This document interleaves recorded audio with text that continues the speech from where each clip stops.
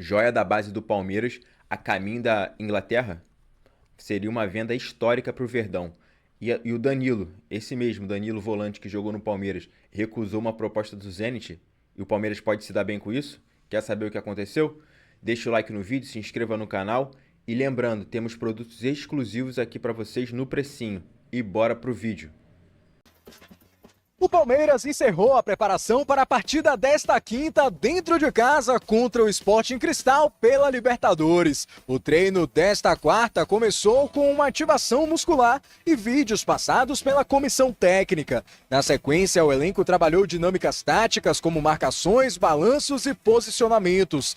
E para fechar, um recreativo. Mas os meias e os atacantes ainda trabalharam cruzamentos e finalizações depois do fim das atividades. O atacante Paulinho, que vinha aumentando sua carga de treino nos últimos dias, não foi a campo e trabalhou apenas na parte interna do CT. Já Vitor Roque participou de todo o treino e deve voltar à lista de relacionados depois de quase um mês fora por dores no tornozelo. Outro retorno para esta quinta é do colombiano John Arias, que cumpriu suspensão contra o Corinthians. E na beira do campo, Abel Ferreira também estará de volta, já que o gancho que ele recebeu no Brasileirão não se aplica às competições internacionais. E falando nisso, foi julgado nesta quarta o recurso do Palmeiras sobre a suspensão do treinador.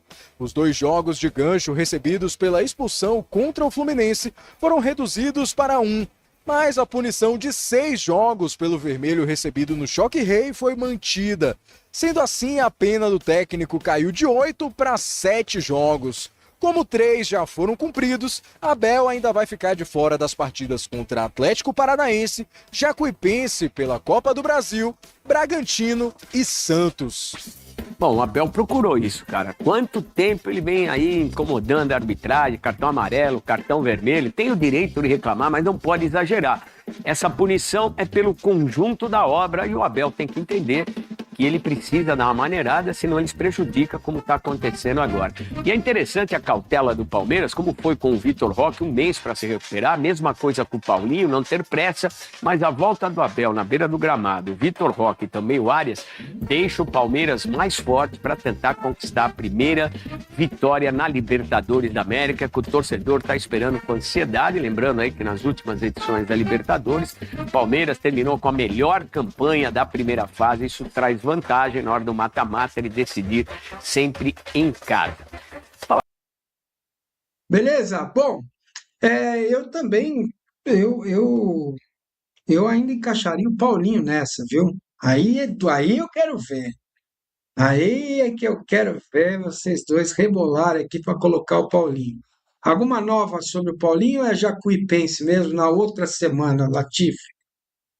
Pois é, Massa. O Paulinho ele vai seguir como desfalque do Palmeiras no jogo de amanhã, até uma fonte minha.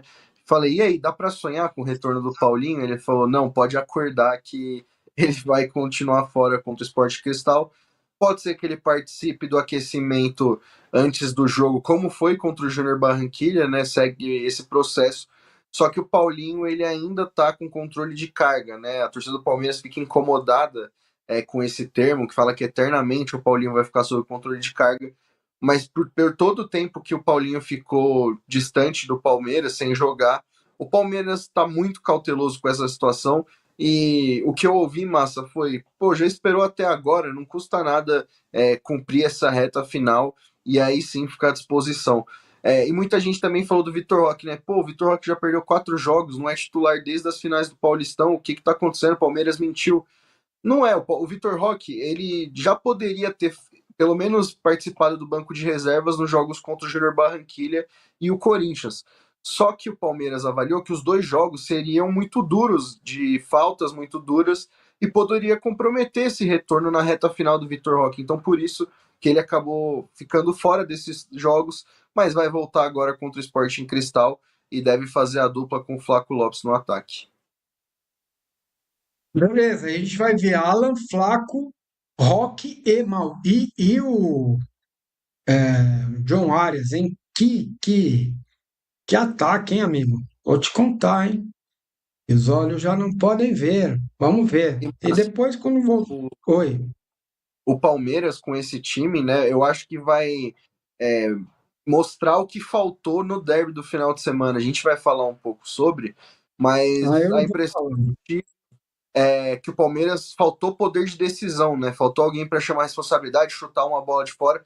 O Arias fez 2 gols para o Palmeiras assim, né? Contra o Bahia, um jogo duríssimo. O Palmeiras estava mal, ele fez um golaço. Contra o São Paulo também, um contra-ataque encaixado. Contra-ataque não, né? Uma jogada construída pelo Palmeiras do campo de defesa. E o Arias também, um chute de fora, fez o gol. E o Vitor Roque, naquele derby, com 2 homens a mais, ia fazer estrago, porque eu só conseguia pensar, era jogo para ele. Ô, Cal, quem faria Vitor Roque naquela defesa, hein? Olha, difícil, né? Porque o Palmeiras teve muita dificuldade coletiva. Eu acho que, óbvio que, acho que o grande problema do Palmeiras, talvez, e esse jogo escancarou muito isso, é justamente essa questão. Se você não tem o Vitor Roque, se você não tem o Arias, se você não tem a possibilidade de um Paulinho, por exemplo, falta jogo coletivo em alguns momentos para enfrentar defesas fechadas. O Corinthians, a partir do momento da primeira expulsão e depois com a segunda expulsão, claramente abdicou de jogar e foi se fechar, não fez errado nesse aspecto, mas o Vitor Roque seria um cara que, numas 2, 3 chances ali que o Sousa teve, que conseguiu pelo menos desviar uma bola dentro da área, poderia ter ajudado um pouco mais. Então, eu entendo essa leitura do Palmeiras, que ia ser um jogo físico, né? Muito físico, e foi mesmo, a gente viu. O Mateuzinho estava doido para ser expulso desde o do primeiro tempo, conseguiu finalmente no segundo. E eu entendo esse pensamento mais conservador do Palmeiras de justamente não estourar o jogador, né? O Vitor Roque ainda está num processo de recuperação, mas que faria uma diferença, ele poderia fazer bastante. Pois é, vamos ver como que fica com o Tigrinho em campo e depois, aos poucos, né, com o Paulinho. Isso é uma coisa que me incomoda. Agora, para falar do derby, né, o Lucas já deu uma pincelada aí do que faltou. Ô, Amer, me tira do ar, eu não quero falar sobre o derby, porque me dá uma. Rapaz, mas é verdade, viu, Massa? A gente tem informação importante envolvendo a base do Palmeiras. Todo Vamos mundo vai lá. lembrar que durante a Copinha muito se falou sobre o Edu Conceição, né? Ele era o único nascido em 2009 naquele elenco, um garoto de 15 anos que completou 16 é, ainda em dezembro, e o Palmeiras assinou o primeiro contrato profissional e tá rolando o Sul-Americano Sub-17 agora, né? Uma competição que desde a época do Neymar já deixava os jogadores nos holofotes. Grandes clubes europeus mandam olheiros para essa competição, justamente pensando em buscar essas joias desde cedo. E o Eduardo Conceição está na mira dos principais clubes do futebol inglês, do Barcelona, do PSG, e o Palmeiras quer 50 milhões de euros, quase 300 milhões de reais, para negociar com o jogador.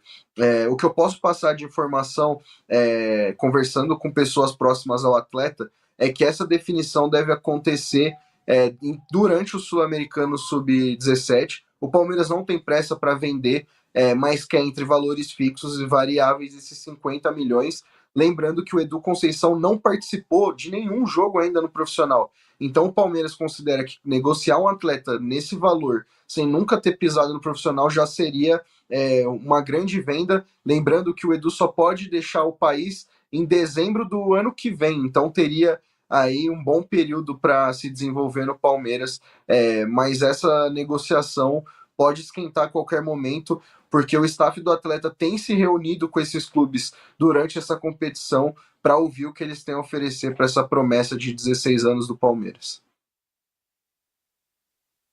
Pois é, o Danilo Lavergne está avisando a gente também que o Heitor meteu hat-trick no jogo que ele está comentando, né? A gente já deu essa informação aqui importante, tá? Bom, vamos lá, ficar de olho aí nas crias, jogadores que podem ser negociados, tá certo? Bom, a gente ainda tem temas para tratar aqui no nosso canal. O cara, gente, me diga uma coisa. O Palmeiras fez 6 clássicos, 5 vitórias e um empate. Venceu o São Paulo 3 vezes, venceu o Corinthians lá, empatou lá, 2 jogos do Corinthians lá, venceu o Santos. O Palmeiras é o líder do Campeonato Brasileiro, foi campeão estadual, ganhou o diploma que vocês comemoram aí, sai na rua, né? Fica emocionado e tal.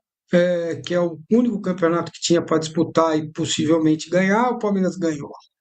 O Palmeiras do G6 já jogou com São Paulo, ganhou, Fluminense ganhou, Bahia ganhou. Vai jogar contra o Atlético Paranaense domingo e lá, ainda no final do mês que vem, vai pegar o Flamengo.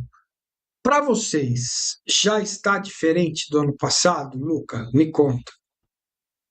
Sim, eu tenho notado que existe uma diferença muito grande entre o Palmeiras do ano passado e o de 2026. Primeiro porque ano passado acho que a gente foram dois Palmeiras, né? Teve o Palmeiras provisório até o meio do ano, que a gente sabia que ia perder o Estevão e o Rios, e o Palmeiras do segundo semestre, que foi um Palmeiras que se encontrou ali no momento da dupla de ataque, naquele jogo contra o Ceará, em que jogam Vitor Roque e Flávio Lopes juntos, e depois o time dá uma estagnada, falta perna, talvez, para terminar a temporada.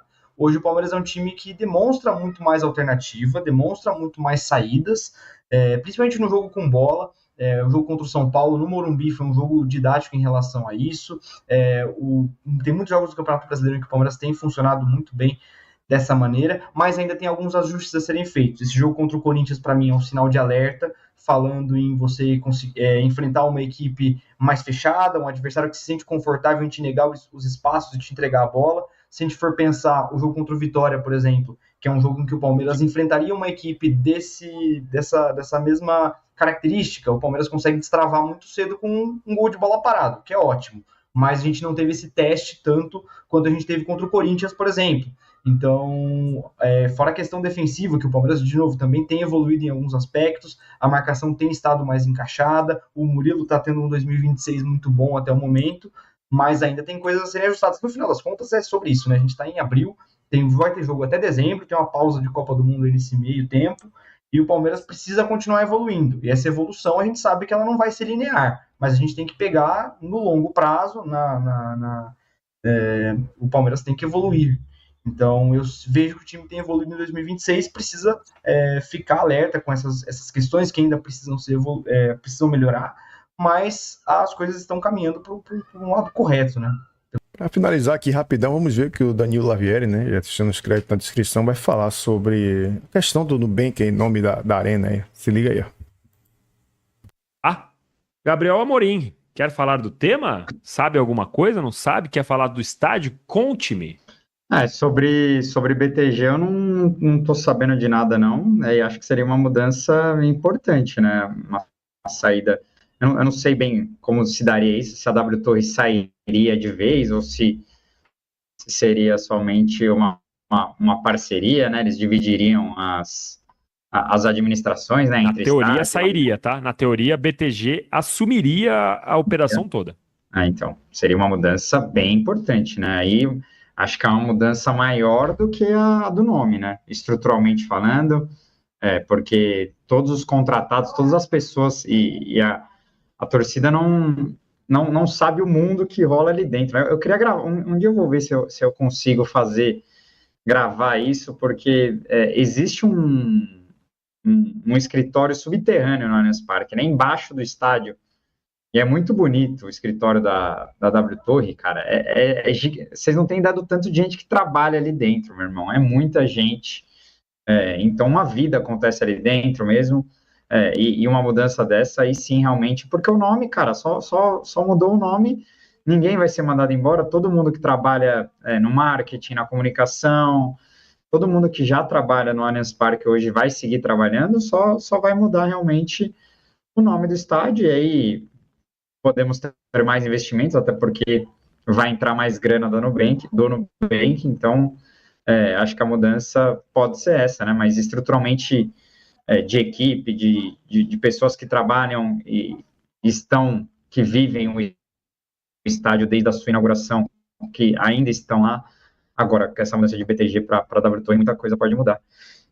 Mas sobre o nome aí, Lavieri, eu tenho, não sei se é uma informação, mas eu acho que a gente vai ter que parar com essa ideia de Parque Nubank, porque, pelo que eu soube, os dois que estão na frente é Nubank Park e o Nubank Arena.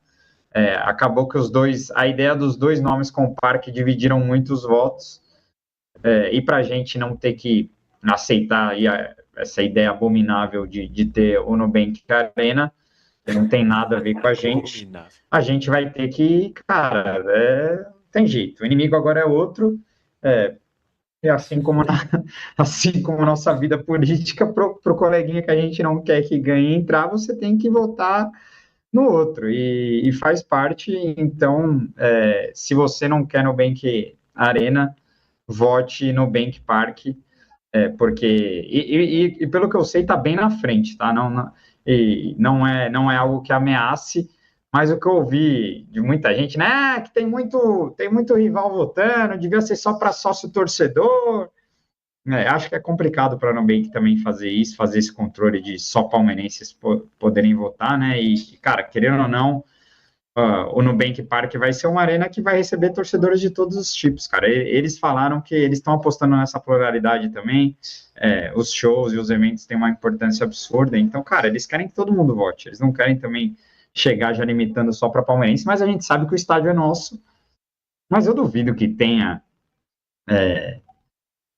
mutirão de outra torcida para mudar o nome é muita falta do que fazer, né? Se a gente for ficar vendo corintiano, flamenguista fazendo campanha para escolher, para decidir o nome do Palmeiras, então assim, por enquanto, no Nubank Park parece que está bem na frente, não estamos ameaçados, mas caso aconteça uma movimentação estranha e muita gente de fora votando no nome que a gente não quer, aí a gente vai ter que pegar em armas e inventar uma solução e fazer um mutirão entre a nossa torcida pro Nubank Park ganhar, mas tudo leva a crer que o nome do novo estádio do Palmeiras será Nubank Park.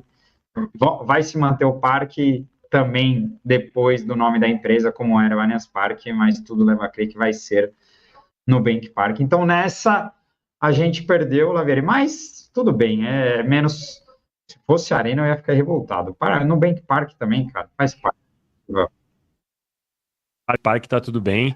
Então temos aí, hein, uma parcial trazida pelo Gabriel Amorim. Vamos lembrar que na semana passada, Gabriel Amorim aqui na live disse assim, não vou confirmar, mas estão dizendo aí que vai mudar mesmo o nome e tal. Quarta-feira, para quem estava aqui, o Canuto das Alamedas, estava lá direto das Alamedas, o Gabriel Amorim, e trouxe a informação que se confirmou 2 dias depois. Sexta-feira a gente estava no evento lá junto, eu e Amorim. Foi muito rápido, né? Eu achei que ia demorar mais um pouco. Isso porque a negociação já está rolando há muito tempo, né? A gente não fica sabendo o que rola por trás das cortinas, né? E o Palmeiras tem proposta de 20 milhões de euros, ou 120 milhões de reais, do Grupo City, pelo atacante Heitor. E você que é palmeirense, mas não acompanha tão de perto as notícias, deve estar se perguntando, mas que atacante é esse? O Heitor é um atleta do time sub-20, 10 jogos e 5 gols na atual temporada. Cheguei a falar sobre ele alguns dias atrás com uma sondagem do West Ham. Nessa quarta-feira, o GE comunicou que houve uma proposta oficial, fui checar com o staff do jogador e a proposta está confirmada. A oferta do Grupo City é de pagar 120 milhões e levá-lo para o Girona da Espanha, para que ele seja preparado para eventualmente depois integrar algum outro time do Grupo City e eventualmente até o Manchester City. Perguntei para essa pessoa do staff do Heitor se havia possibilidade de a negociação avançar e há expectativa de acordo. O Palmeiras não sofre com dificuldades financeiras, mas a avaliação é de que 120 milhões de reais por um atleta que ainda não conseguiu aparecer no time principal pode acabar abrindo caminho para a permanência de jogadores mais efetivos, como por exemplo o Alan, que já foi monitorado e foi alvo de propostas de times do futebol europeu. Só para completar sobre o Heitor, 2 gols em 4 partidas na Libertadores Sub-20, ele ainda tem 3 gols em 3 jogos do Brasileiro da categoria. Também disputou 61 minutos de amistosos da seleção de base, recentemente contra o Paraguai, 19 anos de idade. Você venderia... Temos aí todos os tempos, sim. Furaço de Danilo, gente, mercado. Danilo que ontem acabou lá com o Racing, hein? O que tá jogando esse menino não é brincadeira. Ele é o melhor jogador hoje do futebol brasileiro? Calma aí também. Calma, tem uma Costa também. Não, jogador brasileiro. No futebol brasileiro, eu não acho exagero. Não, então, mas no futebol brasileiro você tem os gringos. Aí você tira os gringos, que crivo você faz? Pode colocar os gringos. Não. Pode ser. É que assim... O Bola de Ouro, ele tá em primeiro. A gente é muito resultadista, né? Muito resultadista. Mas Vamos olhar. Quem de Flamengo e Palmeiras está jogando bem hoje? De encher os olhos. Arrasca. Menos. Ele joga sempre bem. O Flaco tá jogando muito também. O Flaco também pegou uma regularidade absurda. Também. Mas o Flaco não tem feito gols, né? Não fez gol no derby, não fez gol na estreia da Libertadores. Então, e ele saiu do prêmio, tá? O Bola de Prata, ele saiu. Se a gente usar como referência a música do Titãs, é o Danilo. Da última semana, a melhor banda dos últimos tempos. Não, mas gente, a temporada começou agora. O Danilo nem sequer fez ainda 20 jogos, ou seja, essa questão do resultadista eu entendo quando a discussão é no fim da temporada e o cara começa a jogar bola em novembro, dezembro. Eu acho que pela regularidade, a temporada começou agora, eu não acho que seja resultadista colocar o Danilo como top 3 ou até mesmo top 1 hoje no futebol brasileiro. Não acho exagero. Atuando aqui é o melhor. Mas é que assim, nas últimas semanas e no último mês, talvez, começo de temporada, o Danilo talvez tenha tido as melhores atuações. Não apenas foi convocado, mas também está jogando bem. Então isso faz a gente ter essa visão, entendeu? Porque olha, é uma visão resultadista, né? Então, mas o prêmio ESPN Bola de Prata, o Danilo é quem lidera o prêmio. Com ele hoje é o Bola de Ouro. Certo. Hoje. Pra você ver os números dele, como ele tá bem, ele tem 8 gols na temporada. 8. Na temporada, melhor média do Palmeiras, ele teve 7 gols. Goleadora. Então, pra você ver. Mas é porque o Botafogo deixa ele jogar perto do gol. Perto do gol. Quer largar essa do Danilo? Vamos com o Danilo, então, depois a gente já vai de Corinthians, então. Mas qual que é? Solta a vinheta. Essa é a vinheta. É vinheta? Ou é a bomba aqui? É vinheta ou é bomba? Vinheta, Esse é bomba mais vinheta, pô. Essa vale.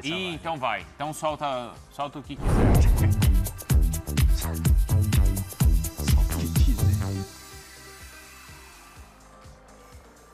Solta a bomba agora. Caraca, o timing tá bom, hein? Solta a bomba aí, Bruno Andrade. Antes, vou mandar um abraço de novo, então, para o Rafael Naime, que é irmão da Bia, que estudou com meu irmão Alexandre. Então, eu não estava 100% enganado. Um beijo para Lorena, um beijo para o Rafael, para a Bia e para Lorena Limitada. Vamos lá, então. Bomba de mercado. Não custa lembrar que no começo da semana a gente trouxe de forma exclusiva um representante do lado do Juliano Bertolucci, que toma conta da carreira do Danilo. Esse mesmo que nós estamos falando agora, o melhor do futebol brasileiro, talvez. Um representante do Bertolucci esteve na Rússia, acompanhou o empate Zenit e Krasnodar 1-1.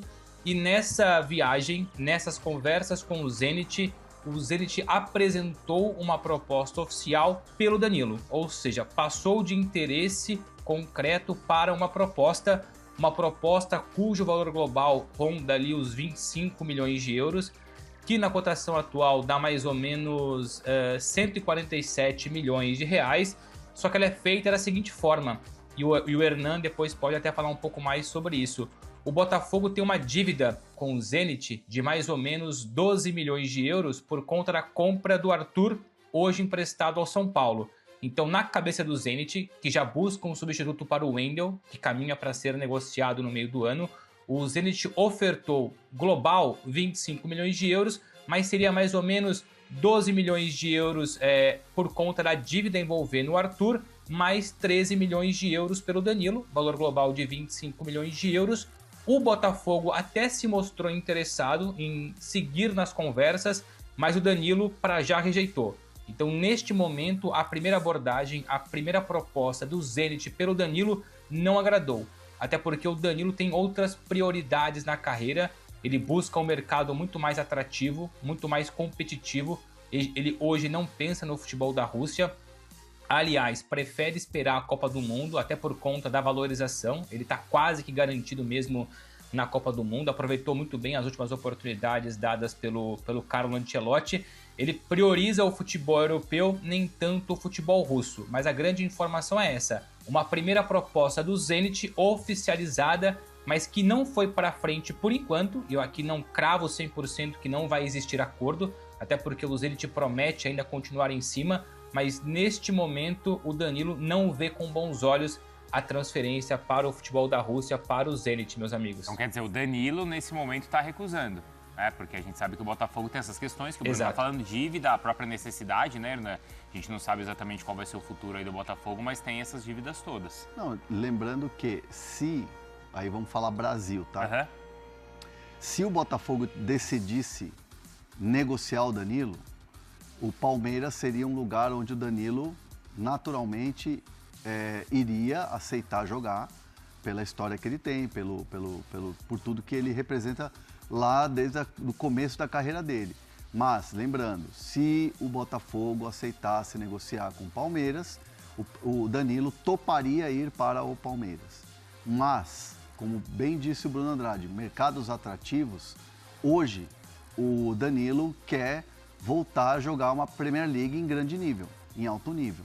Voltar a disputar as grandes competições do futebol europeu em grande nível. Então, assim, hoje, se a gente colocar... E não é desmerecer o Botafogo, tá? Nós estamos falando de um cara que está valorizado no mercado, que é natural todo mundo ir atrás.